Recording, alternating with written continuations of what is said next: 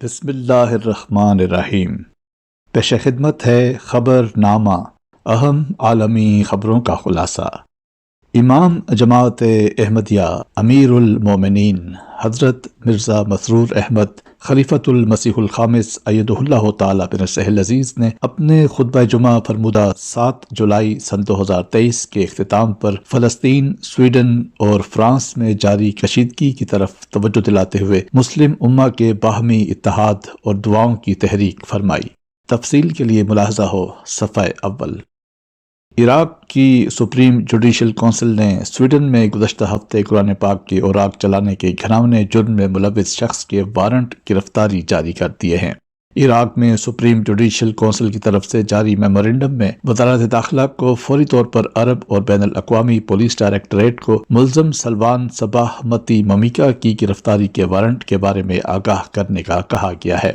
دوسری جانب عراقی وزارت خارجہ کے ترجمان احمد الصحاف نے کہا ہے کہ قرآن پاک کی توہین کرنے والا عراقی ہے، اس لیے وہ سویڈش حکام سے مطالبہ کرتے ہیں کہ اسے عراقی حکومت کے حوالے کیا جائے تاکہ اس پر عراقی قانون کے مطابق مقدمہ چلایا جا سکے۔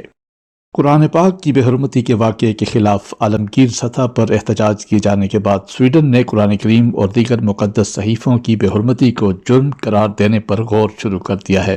سویڈن کے وزیر انصاف گنر سٹرومر کے مطابق قرآن پاک کی بے حرمتی کے حالیہ واقعے نے سویڈن کی سلامتی کو نقصان پہنچایا ہے۔ ان کا کہنا ہے کہ سویڈن کی حکومت اس بات کا جائزہ لے رہی ہے کہ آیا وہ قرآن پاک یا دیگر مقدس کتابوں کی بے حرمتی کو غیر قانونی قرار دے سکتی ہے۔ بیجنگ میں میڈیا سے گفتگو کے دوران امریکی وزیر خزانہ جینٹ یلن نے کہا ہے کہ ایک ساتھ رہنے اور عالمی خوشحالی میں حصہ لینے کا راستہ تلاش کرنا امریکہ اور چین کی ذمہ داری ہے۔ انہوں نے دونوں ملکوں کے درمیان اعلیٰ سطح کے مذاکرات پر زور دیا۔ ان کا کہنا تھا کہ امریکی تجارتی پابندیوں کا مقصد چین پر معاشی فائدہ حاصل کرنا نہیں۔ کینیڈا میں خالستان تحریک کے سکھ رہنما کو گردوارے کے احاطے میں 2 نامعلوم افراد نے فائرنگ کر کے قتل کر دیا۔ ہردیپ سنگھ نجر سرے شہر میں گرو نانک سکھ گردوارے کے صدر تھے۔ وہ خالستان ٹائیگر فورس کے چیف بھی تھے۔ 46 سالہ ہردیپ بھارتی پنجاب کے شہر جلندھر سے تعلق رکھتے تھے۔ انہوں نے برمپٹن شہر میں خالستان ریفرینڈم منعقد کروانے میں مرکزی کردار ادا کیا تھا۔ خالستان ٹائیگر فورس کے سربراہ ہردیپ سنگھ کے کینیڈا میں قتل پر سکھوں کی جانب سے بھارتی ہائی کمیشن لندن پر احتجاج کیا گیا ہے۔ مظاہرین کا کہنا ہے کہ سکھوں کو خالستان کی آزادی سے باز نہیں رکھا جا سکتا۔ واضح رہے کہ بھارت کی نیشنل انویسٹیگیشن ایجنسی نے ان کے خلاف دہشت گرد حملوں کی سازش کے الزام میں چارج شیٹ بھی تیار کر رکھی تھی۔ ایران کے شہر شیراز میں مزار پر حملے میں ملوث 2 مجرموں کو شاہ چراغ مزار سے ملحقہ سڑک پر سرعام پھانسی دے دی گئی۔ واضح رہے کہ 26 اکتوبر سن 2022 کو مزار پر دہشت گرد حملے میں کم از کم 13 افراد ہلاک اور 20 زخمی ہوئے تھے۔ یاد رہے کہ فائرنگ کے بعد 2 حملہ آور گرفتار جبکہ 1 حملہ آور فرار ہو گیا تھا۔ جنیوا میں انسان نما روبوٹس کی پہلی پریس کانفرنس نے سب کو حیران کر دیا۔ اقوام متحدہ کے زیر اہتمام پہلی پریس کانفرنس میں روبوٹس نے کہا کہ وہ انسانوں کے خلاف بغاوت نہیں کریں گے اور نہ ہی ان کی نوکریاں چھینیں گے۔ روبوٹ بہتر رہنما ہو سکتے ہیں، اپنی تعداد بڑھائیں گے، دنیا کے مسائل حل کرنے کی کوشش کریں گے۔ پریس کانفرنس کے دوران سخت قوانین کی پابندی کے سوالات پر مصنوعی ذہانت والے روبوٹس نے ملا جلا رد عمل دیا۔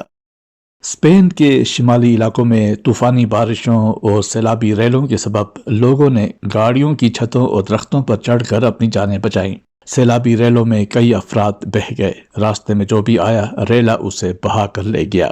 میڈرڈ کا شمالی علاقہ زراگوسا غیر متوقع طور پر سب سے زیادہ متاثر ہوا ہے، جہاں سڑکیں ندی نالوں کا منظر پیش کرنے لگیں۔ بعض علاقوں میں صرف 10 منٹ کی بارش ہی تباہی لے آئی۔ پاکستان میں حالیہ بارشوں کے دوران مختلف حادثات میں اموات کی تعداد 78 ہو گئی۔ پنجاب میں 48، خیبر پختونخوا میں 20 افراد جان سے گئے جبکہ 130 سے زائد افراد زخمی ہوئے۔ دیواریں اور چھتیں گرنے، ڈوبنے اور کرنٹ لگنے سے یہ ہلاکتیں ہوئیں۔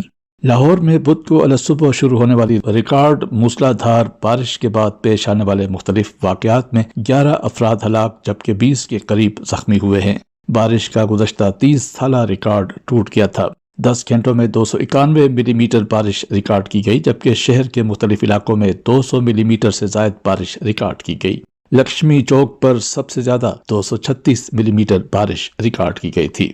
دوسری جانب خیبر پختونخوا کے ضلع شانگلہ کے قریب تحصیل مارتونگ کے قز قلی میں جمعرات کو اچانک لگ بھگ 25 فٹ اونچا ریت کا ایک تودا قریب ہی کھیلنے والے بچوں پر گر گیا۔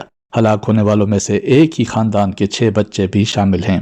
سب سے پہلے ریسکیو کیے جانے والے بچے کے علاوہ سب بچے مٹی تلے دب گئے۔